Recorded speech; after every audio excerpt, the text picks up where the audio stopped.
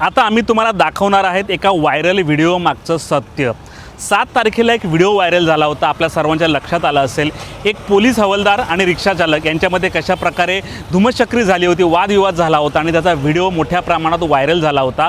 आणि तो व्हायरल झाल्यानंतर सोशल मीडियावर काही यूट्यूब चॅनलनी बातम्या देखील दाखवल्या होत्या आणि त्याच्यामध्ये जे आहेत पोलिसांची प्रतिमा ही मलिन झाली होती। संपूर्ण घटना मी तुम्हाला सविस्तर सांगतो। ही घटना आहे, हा व्हिडिओ आहे 7 तारखेचा।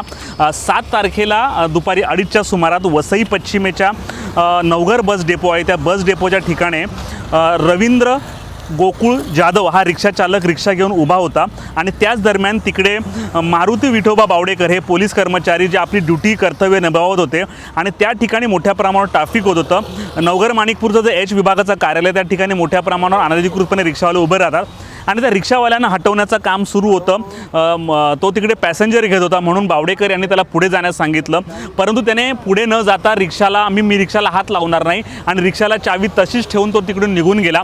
परंतु वाहतूक कोंडी लक्षात घेता बावडेकर जे हवालदार आहेत त्यांनी स्वतःहून पुढाकार घेतला आणि ही रिक्षा बाजूला करण्याचा प्रयत्न केला। ही रिक्षा बाजूला नसती केली तर मोठ्या प्रमाणावर वाहतूक कोंडी झाली असते आणि हे ट्रॅफिक माणिकपूरपर्यंत गेलं असतं।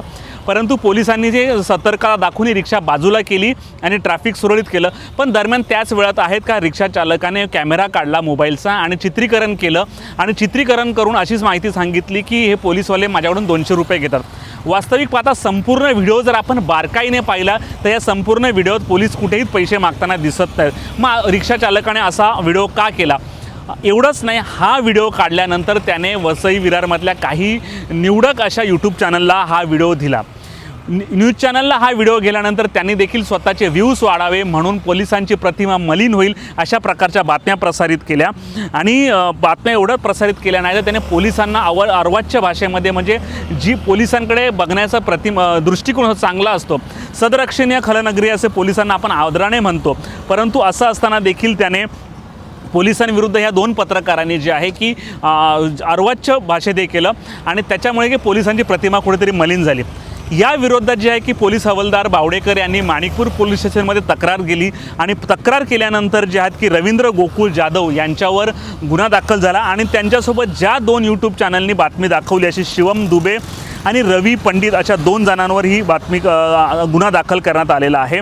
जनसेवा संकेत या फेसबुक चॅनलचे चालविणारा शिवम दुबे आणि ओके न्यूजच्या यूट्यूब चॅनल चालवणारा रवी पंडित अशा दोघांवर जे आहे की गुन्हा दाखल करण्यात आला। वास्तविक पाहता कुठल्याही प्रकारचा व्हायरल व्हिडिओ आपण आवडीने बघतो, परंतु या व्हिडिओ मागचं सत्य कोणी बघत नाही।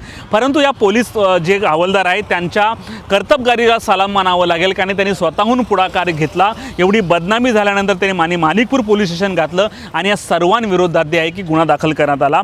भारतीय न्याय संहिता BNSच्या 2023च्या कलम 132, भारतीय न्याय संहिताचा BNS 2023चा कलम 3(5) आणि पोलीस अग्रगतीचा भावना चेतावणे याचं कलम 3 नुसार या तिघांवर गुन्हा दाखल करण्यात आलेला आहे।